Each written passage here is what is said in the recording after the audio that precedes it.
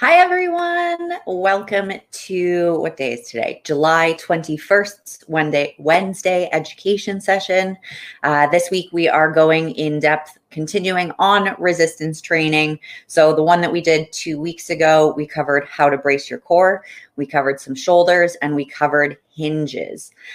This week I am going to cover how to brace your core once again, because it is incredibly important and we all need practice, myself included. Since that resistance training session, I have had 3 women injure their backs because they were not bracing their core, they were using momentum, and they were going at a weight that was too heavy. So again, I'm going to stress to all of you, please, please, please, we are not weight focused. Check your ego at the door. I don't care how heavy you're lifting. If you're doing RDLs or any sort of hinge exercise with 5 pounds just to master your form, that is okay. Remember to keep your core tight. If your foundation of movement in your core is not solid, you're going to set yourself up for injury. I have been there before. Many of the coaches have been there before. We do not want it for you.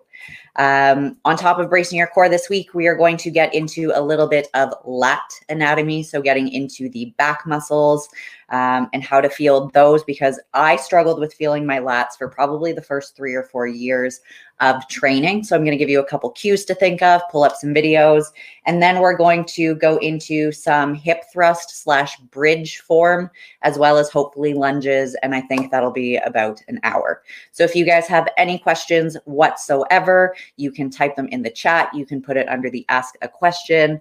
I'm going to hop onto Facebook to make sure that the live stream is going. Perfect. So we also have our Facebook Live. Great. Thanks, Gabby, Sam, and Michelle. Okay, so one more time.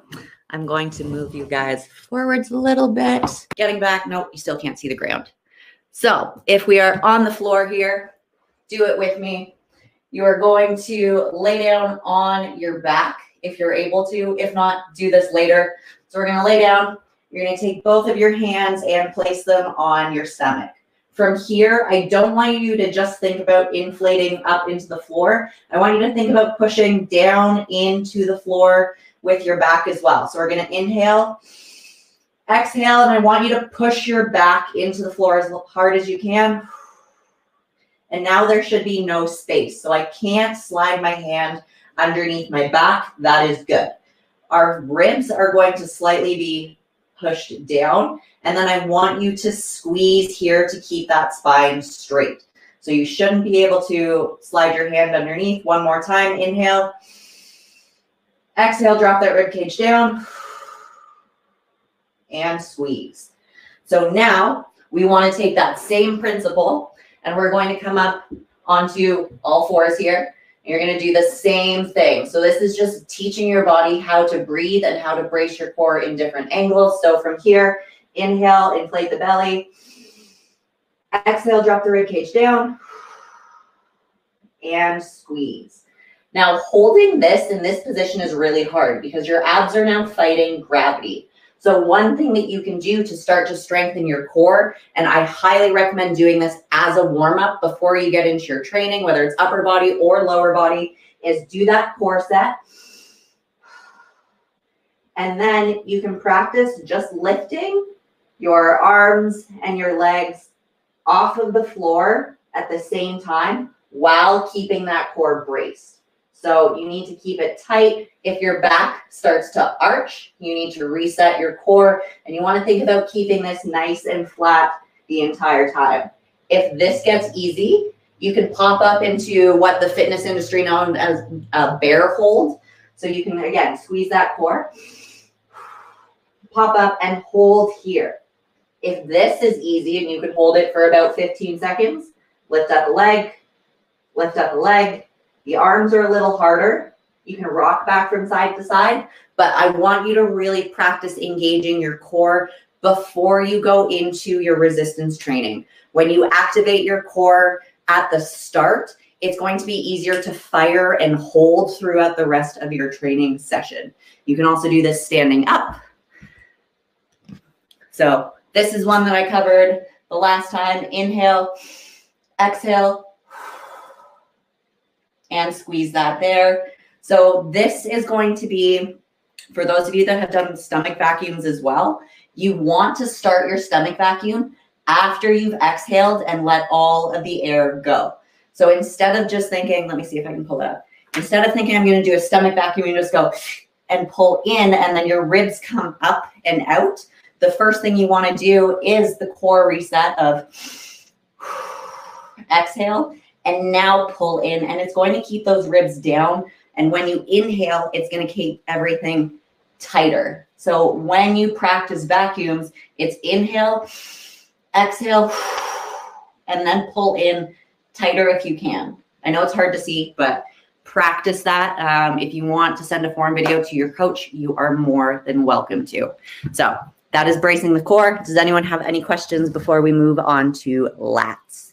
I'm going to check Facebook. Perfect. All right. We are all good so far.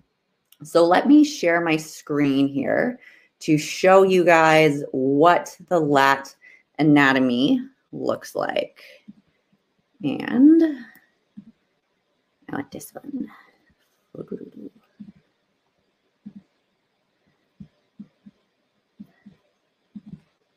This one here.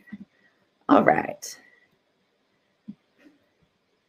So here we have the latissimus dorsi. So for short, we just call it your lats because that's a really long thing to say. It is responsible for shoulder extension, shoulder adduction, so bringing it into the body, shoulder internal rotation.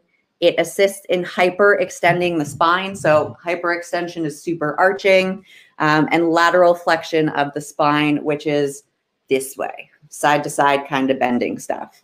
So what we see here is that the lat muscle attaches all the way down our spine, and then there's a whole bunch of fascia that connects the muscle to the bones, and it attaches up here on the back of our upper arm. See if I can jump through a little. So it brings the arm down into the body. And when we look at the direction that the muscle fibers run, so remember last week or 2 weeks ago, we talked about the reverse elastic bands. So they're running in this direction. So when the reverse elastic bands contract, it's pulling together, and it's going to pull this part of the upper arm bone down in towards your spine. So this is an example of the rowing pattern, pulling that arm back, a lat pull down. Again, pulling that arm down into the body. It assists slightly with internal rotation, but that is more of your rotator cuff. And that's your spinal hyperextension there.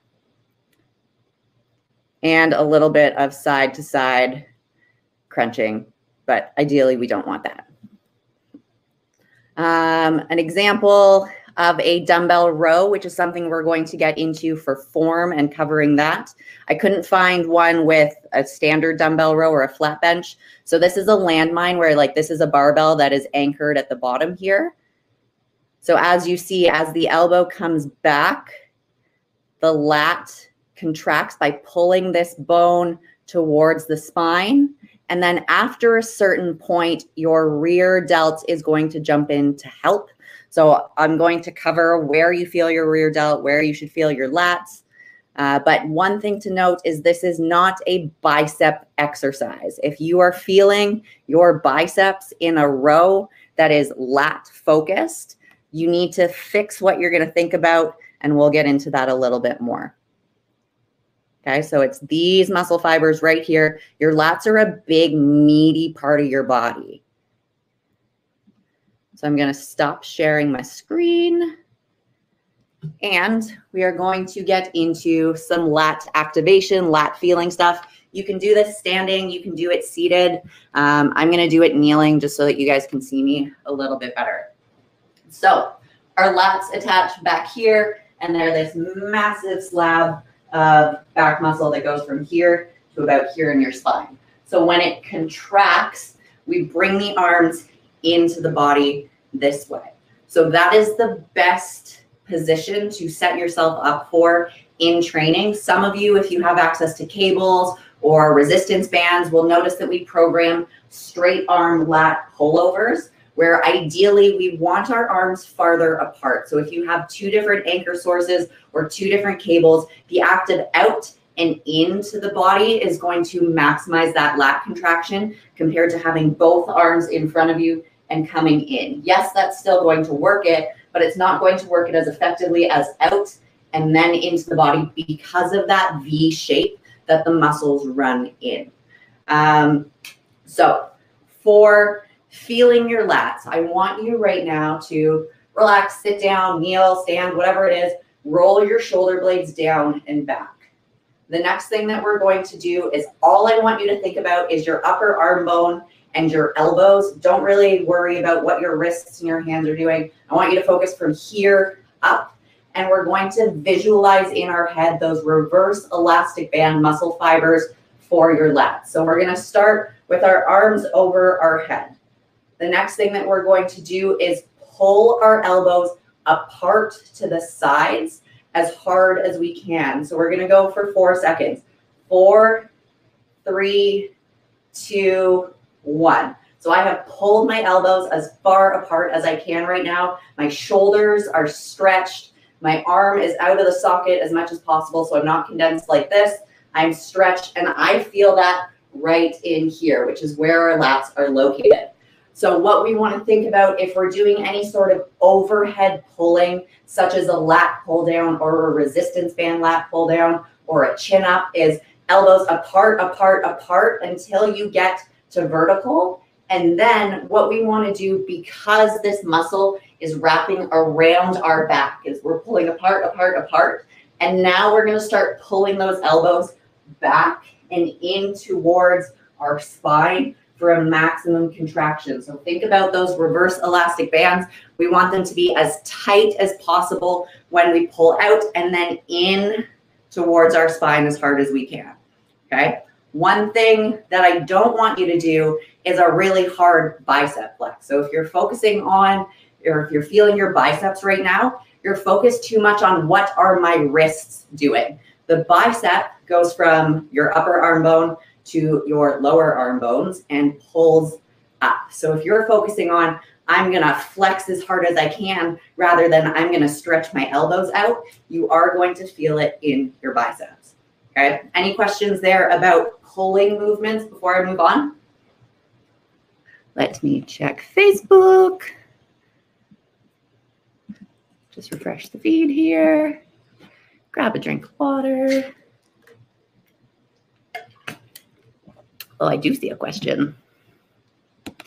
Sometimes after a session, bracing gets difficult because I just feel uncomfortable, like I need to burp.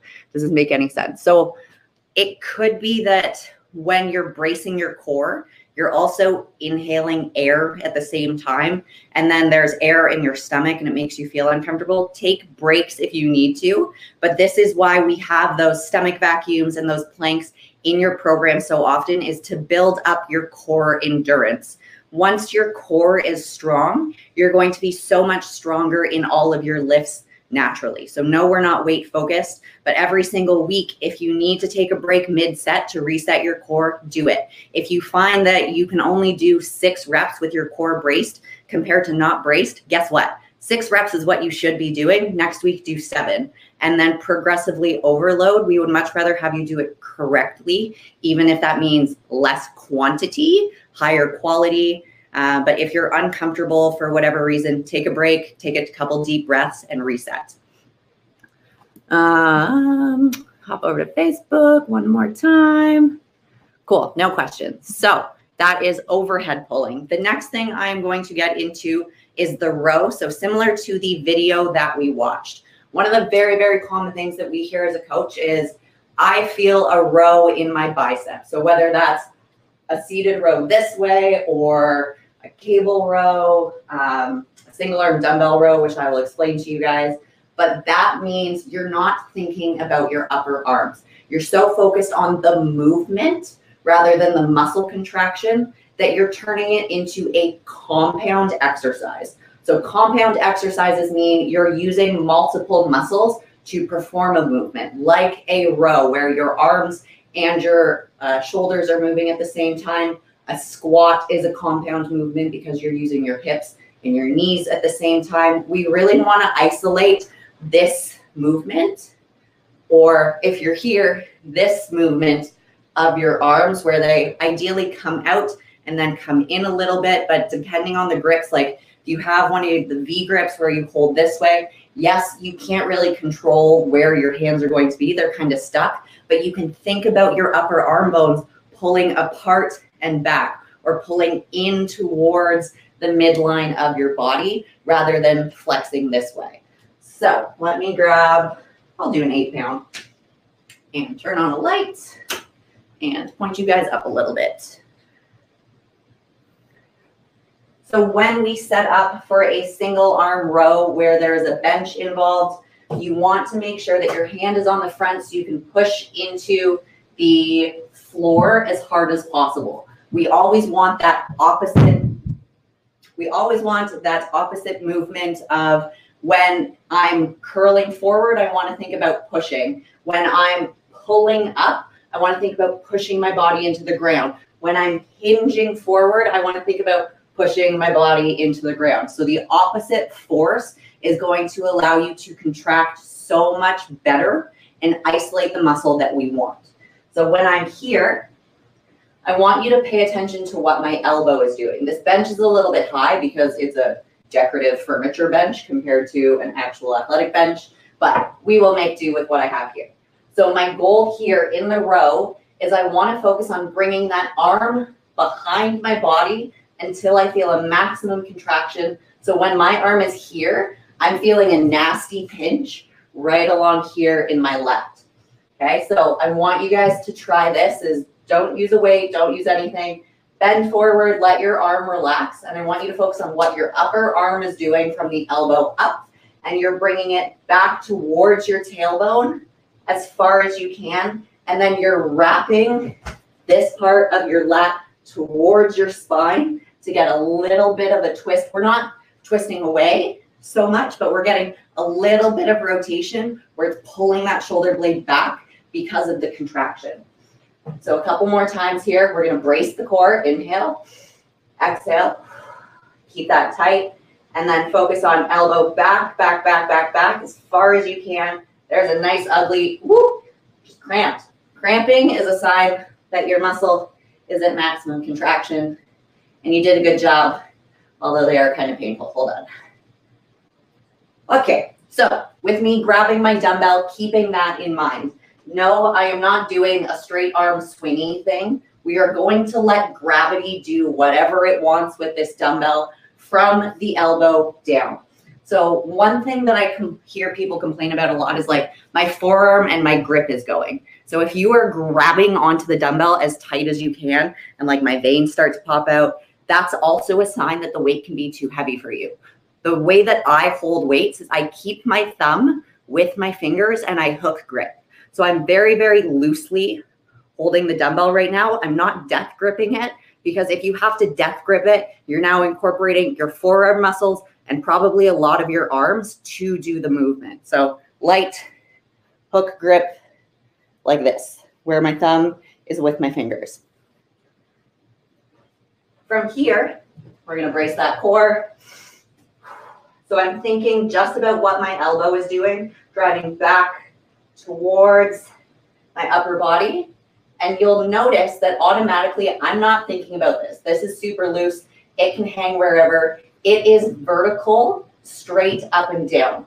The reason a lot of you are feeling it in your arm is because when you're rowing, you're doing a bicep curl and a pull at the same time, which then moves this weight, which should be out here, which makes the exercise harder because it's loading the muscle properly. When it's here, the 8 pounds now feels like 4, maybe 3 pounds compared to heavier out here because of the right angle. You're going to notice a lot in this session and the things that I hope to cover that we always want a right angle. If it's out here, you're going to feel a lot of your tricep because now you're straightening your arm. And if it's too far here, you're using your bicep. So once again, just for good measure, we're going to pop down, brace your core, and focus on pushing your body into the ground as hard as you can. Drive the elbow and the upper arm bone back, back, back, back, back towards your tailbone. Let this arm do whatever it wants. And then as you control the lower, it depends on what your coach has programmed for you. Sometimes I will like to write in my programs, top 2/3, bottom 2/3, top half, bottom half. But if you're doing the bottom half or if you're doing a full range of motion, whoop, that was so helpful. Great. Glad you have found it helpful, Cheryl. Okay. So when you are doing a full range, we don't want to deload the lat at the bottom, okay? So if I'm just holding the weight, it's a dead weight, none of my muscles are contracted, it's just hanging out here. But watch what happens when I contract my lat. Oh, see that? So this is not what we want at the bottom of our row, because from here, I'm using that momentum from my rhomboids and my spinal erectors and all the other muscles that are not lats to initiate. And now I can throw this up to the ceiling right now because of the momentum.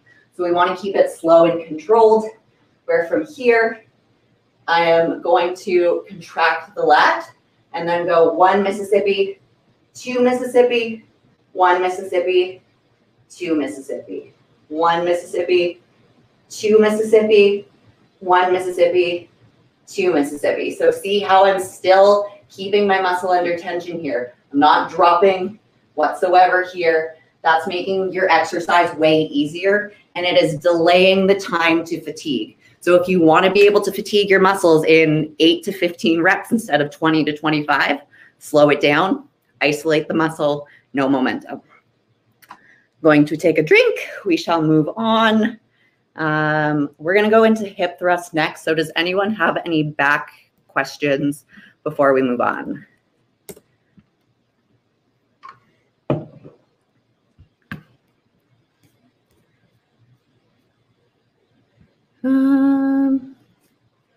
Where did it go? All right, Facebook is good. Crowdcast is good. All right, so getting into hip thrusts. Hip thrust, that 90 degrees, just like the arms, is super important for your shins. So shin angle, let me bring you a little bit forward.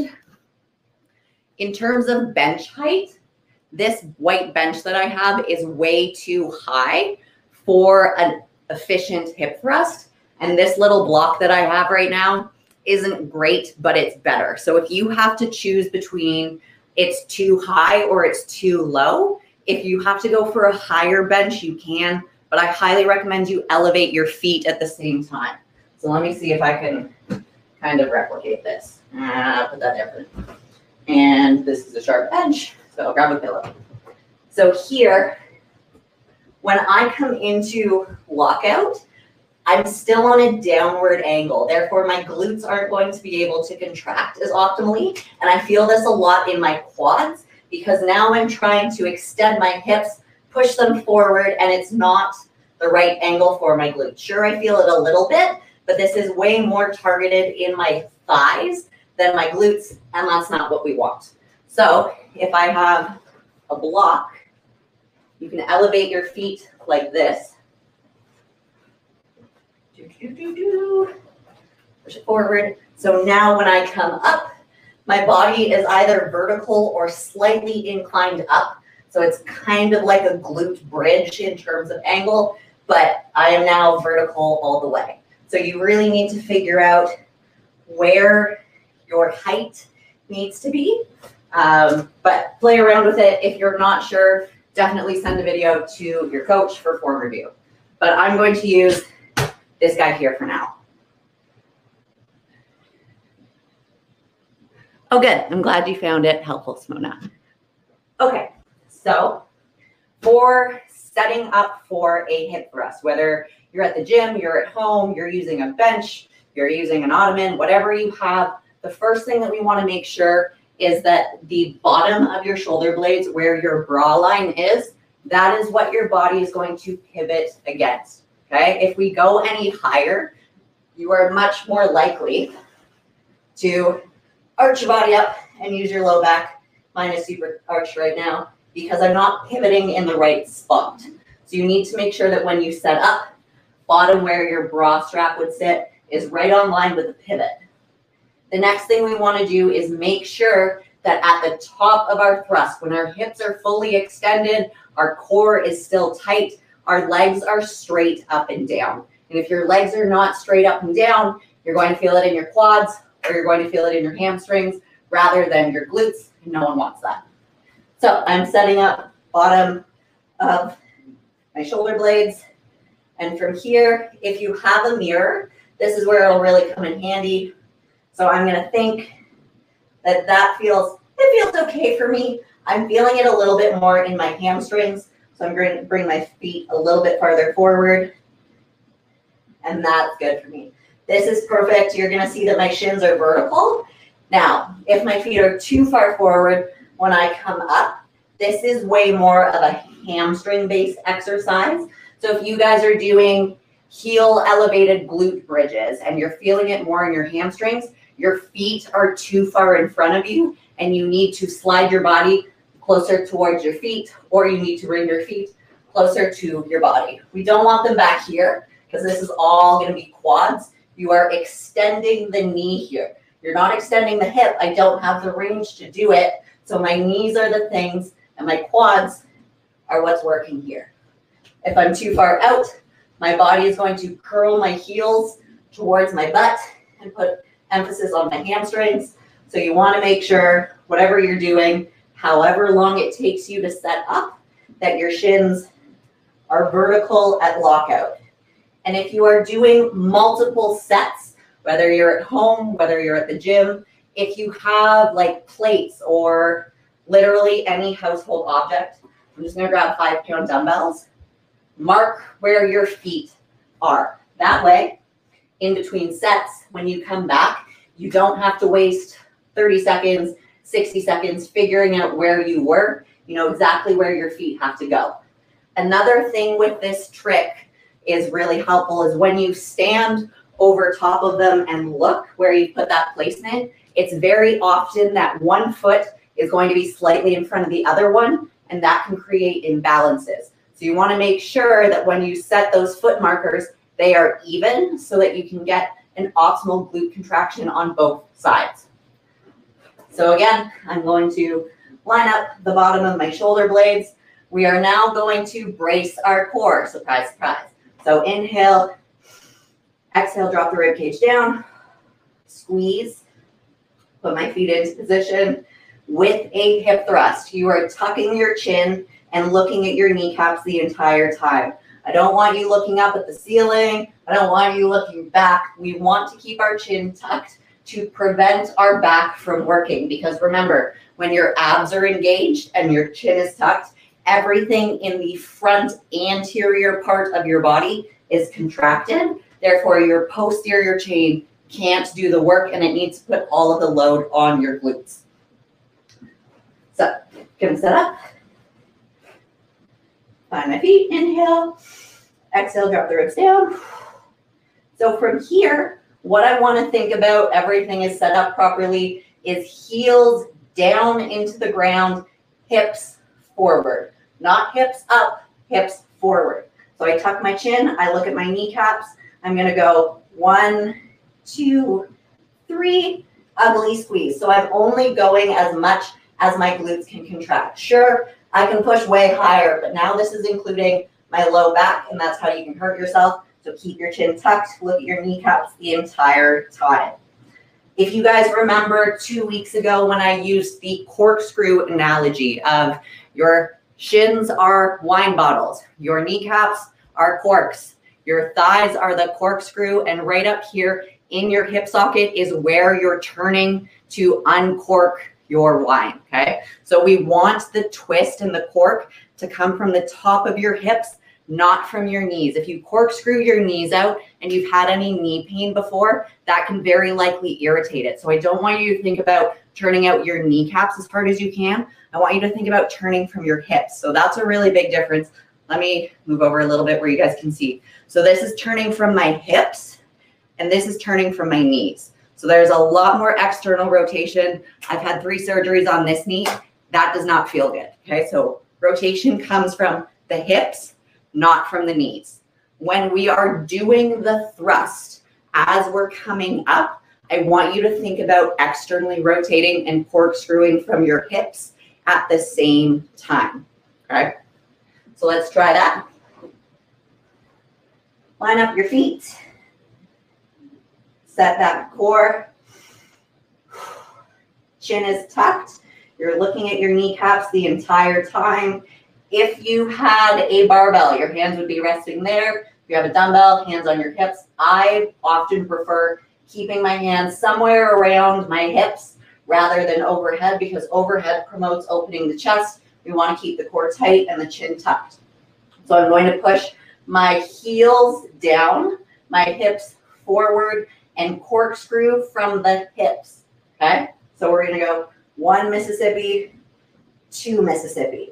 And right now, my entire posterior chain is lit up, okay? And then as we come down, chin stays tucked, and you're thinking about lengthening those elastic bands in your glutes. So I genuinely want you to picture as you are going through. Remember, the glutes run in an upside down kind of V pattern. They go in this direction. So as they contract, they're coming together, together, together. And I want you to think about squeezing a pencil between your butt cheeks as hard as you can. So that's going to give you the maximum contraction, where you're going to feel it in your upper glutes close to your tailbone.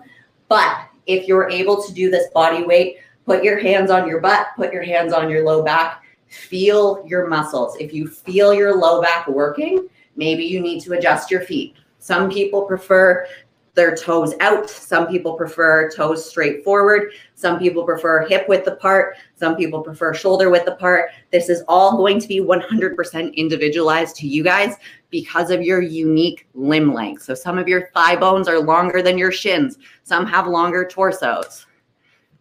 We got a question. With this style of training, almost any exercise can be done with a burnout, no weight at all. Absolutely. So it's hard to know how much load we should be adding or not adding. Fewer reps with weight to burnout or more reps with less weight to burnout. So I typically like to train where I do 1 activation set, where it's either body weight or it's a really, really, really light set. I'm not taking anything to failure. I'm just doing like 10 to 20 reps to get the feel of the movement. Once I have that done, I use my own judgment as to how heavy I feel like I can go. So for leg press, for example, I can stack on a couple of plates and still keep my form really, really good. Whereas with a laying hamstring curl, to this day, I don't go over 45 pounds because otherwise my low back jumps in. So it's always start lighter. If you feel like after 15 or 20 reps, if you're getting into that rep range where your form is still good, your tempo is still good, you're not burning out yet, then you can typically increase the weight. But for women and the way that we train with resistance training, don't expect massive strength gains. Like a lot of the things that I do that are lower body focused are still 75 pounds or less for the majority of the exercises that I do. If you have questions specifically, I would say reach out to your coach and say like, what would you recommend as a starting weight for this exercise? You can try a heavier weights, record your set, send it to your coach for form review, see if you are using momentum unintentionally, if you are feeling it in places that you should or should not. It's going to be 100% individualized. And hopefully, this is going to be resistance training part 3. We're going to cover like how to take your sets to failure without just doing like 1 Mississippi, 2 Mississippi, 1 Mississippi, 2. But that will be definitely in a future session because we are 2/3 of the way there. So I hope that answered your question, Corey. I'm going to check on Facebook.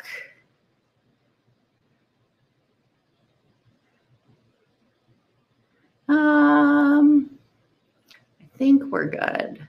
When I engage my core and do the hip thrust, my belly button hurts. So that could be that you're squeezing your core. I don't know about that one. You're welcome to send me a video. I know that you aren't currently coaching with us, but I'm always happy to help a former clients of LadyTheFUp, you're always part of the community. So you can record a set, send it to me. I'll see if there are any things that need to be tweaked, but otherwise it could just be that your core endurance is not where it should be just yet. Okay, so now I'm going to get into, I think that was it for hip thrusts. Yes, I'm going to get into lunges and shin angles there. So I'm going to share my screen again.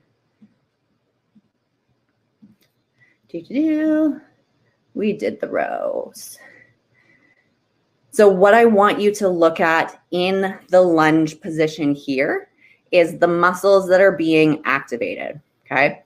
So the ones that are lit up are the glutes and the quads. So as you're lowering, your glute muscle is lengthening, those muscle fibers are stretching, and then in order to come up, they need to contract. We also have your quads being used in a lunge, but I'm going to show you the different variations so it's less knee dominant. I mentioned previously about compound exercises. So lunges and squats and anything that requires a hip and a knee bend are compound exercises.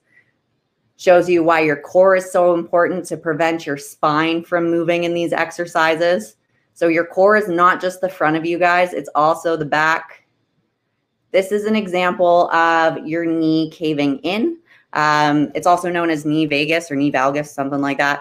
And that is where oftentimes your glutes are not strong enough for whatever weight that you're doing. So what you'll see here is your adductor is pulling the knee in because your glutes are too weak to keep that knee pulled out. So if you find that your kneecaps are caving in your lunges, you either need to make a very, very cognitive aware effort to just be more mindful of that, or you need to reach out to your coach and be like, hey, my knees are caving in my squats, and then we would give you more exercises to strengthen your glute medius, such as this banded exercise. With that, let me put you guys side by side for a second. So with that banded exercise, I know a lot of the LadyTheFUp clients, you've been prescribed monster walks, and you'll see my video where I put the band around my knees and around my ankles.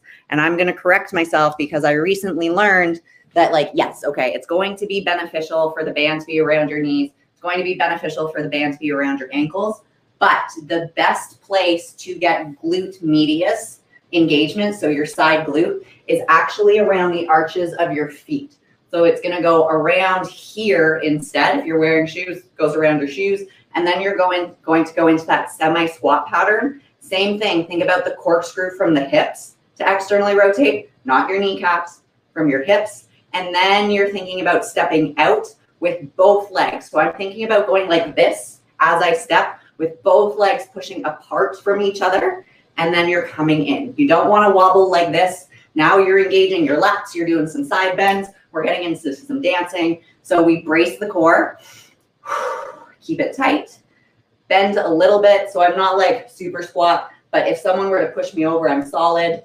We corkscrew from the hips, and then we push apart with both feet at the same time and step. Okay? And you're going to feel this more with the band around your feet.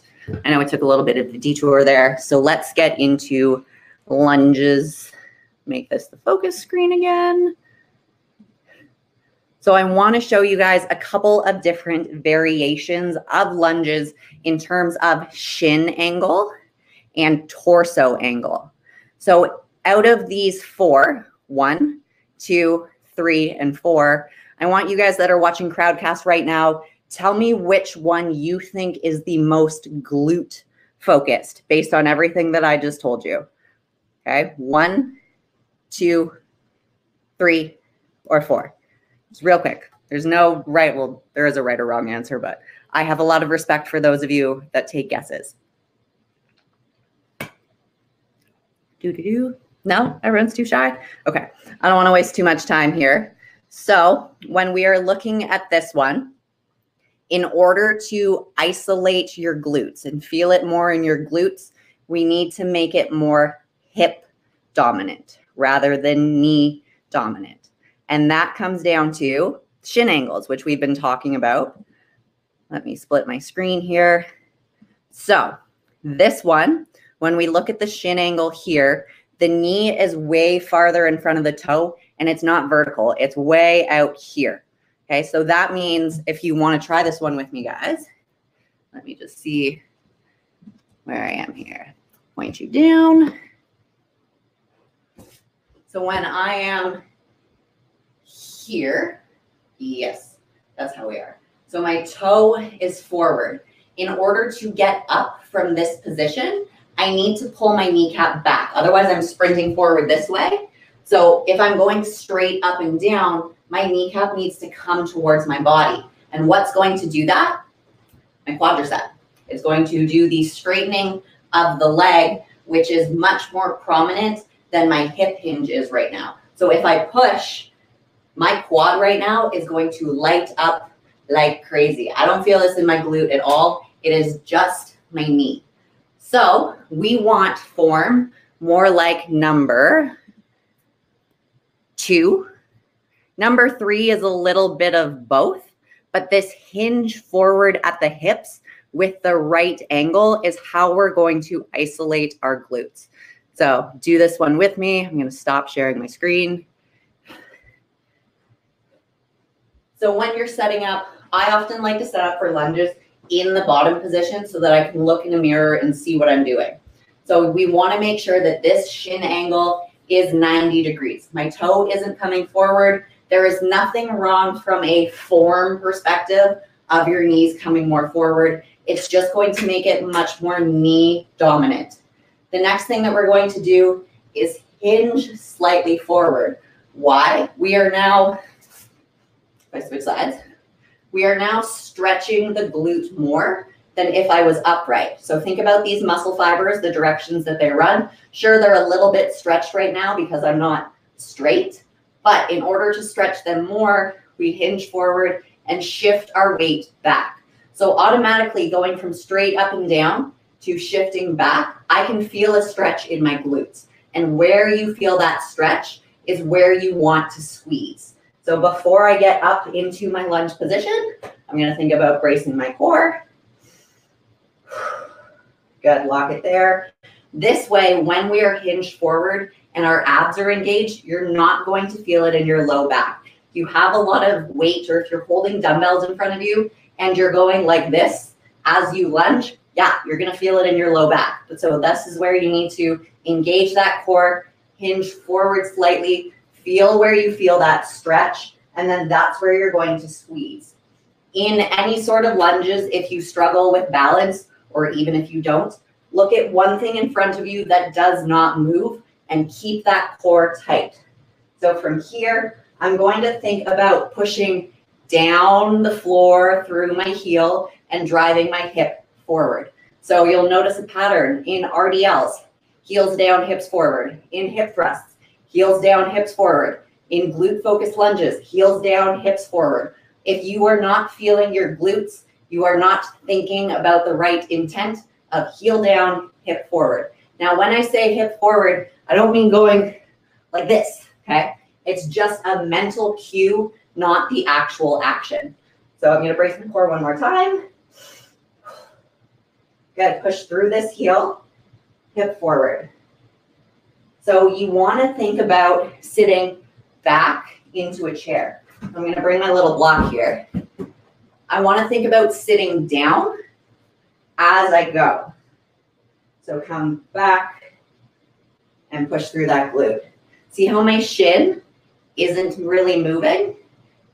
It's staying in the same spot. And this is going to light up your glute, heel down, hip forward. This is the top of my lunge. Okay? If I straighten my leg entirely, this is all quad. This is why you feel it in your quads.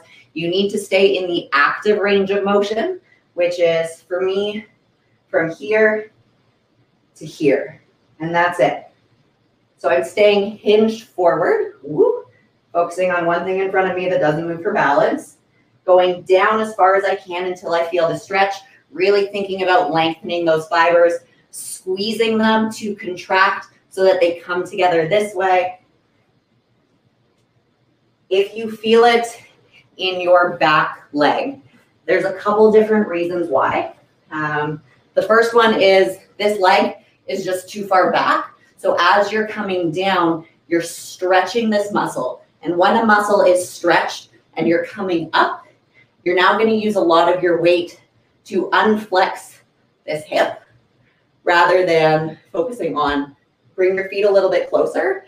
I personally like doing split squats about this close, okay? So it doesn't look as much like a lunge, ooh, but this is how I isolate my glute the best without feeling it in my quad. These require a lot of concentration.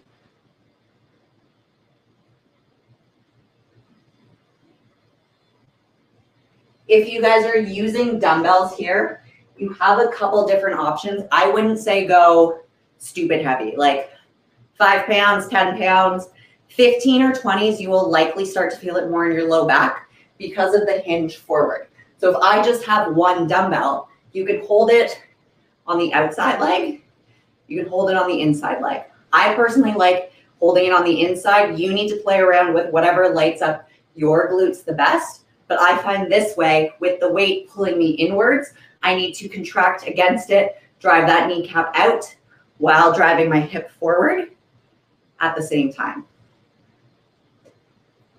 Woo. Saw something. Is my audio still okay, guys? Can you hear me? I hope so.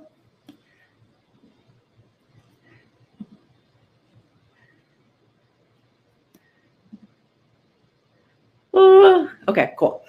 So if we are doing walking lunges or curtsy lunges, the back angle makes a big difference. Yes, it does. So if you're doing a straight up and down, if you want to make it more compound or you want to grow your quads, you're not quad dominant, you can do an upper weight or straight upper body and straight shin angle. And that's going to be more compound. That's going to work your quads and your glutes, everything at once. But if you just want to isolate it to the glutes, we want to hinge forward at the hips compared to being straight up and down. Another thing to note, if you guys have a mirror, I highly recommend doing this. Stand square on and do a body weight split squat. So for me, one of my hips, let me turn on this light. Okay, that's a little bit better. For me, I have an imbalance from a herniated disc back in 2018 where my right side is way weaker than my left. So as I'm doing squat or split squats, when I get fatigued, this hip drops down. So you want to make sure that your hips are even. You can always put your fingers on your hip bones to make sure that they're even the entire time. Otherwise, as you start to fatigue, this hip is going to drop and now you're not going to feel it as optimally. So do that on both sides. Make sure your hips are even the entire time. This one's hard already for me to keep this hip up. Okay. So if you want to record a set, send it to your coach from the side angle, from the front angle, but always check your shin angle. Okay. So we are coming up on an hour-ish. I am going to leave it there for this week so that I don't get into the start of any new topics because we'll run over. Does anyone have any questions for tonight's topics on, hip thrusts, lunges, or lat work? I will check Facebook as well. There will be a part 3. It will come in 2 weeks. So next week, we're going to go back to nutrition. If you guys have any specific nutrition questions, let me know. I'm here to help. I think I'm going to cover a little bit of gut health, a little bit of micronutrients, and then I think someone asked about intermittent fasting, a little bit of IBS. IBS and digestion is going to be kind of its own one, but if you guys have any topics or requests for questions, let me know. Thank you all for tuning in so much, and I will see you next week.